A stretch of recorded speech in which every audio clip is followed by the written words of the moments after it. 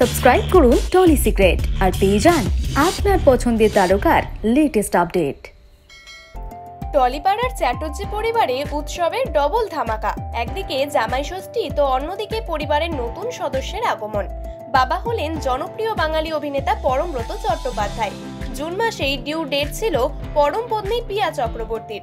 উৎসবের আনন্দকে দ্বিগুণ করে বাবা মা হলেন পরমব্রত চট্টোপাধ্যায় এবং পিয়া চক্রবর্তী। পিয়ার কোল আলো করে এলো রাজপুত্র। প্রথমবার সন্তান সুখ উপভোগ করছেন সেলেব দম্পতি।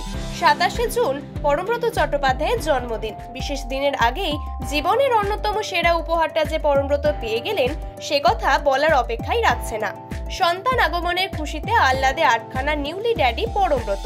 শহরের একটি বেসরকারি হাসপাতালে ভর্তি ছিলেন পরম পত্নী পিয়া চক্রবর্তী।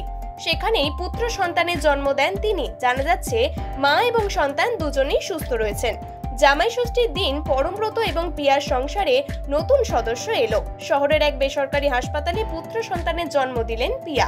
সন্তানের আগমনে তাদের পরিবারে আনন্দের বন্যা। পাশাপাশি পরমব্রত বাবা হওয়ার খবরে খুশি হয়েছেন তার অগণিত ভক্তরা।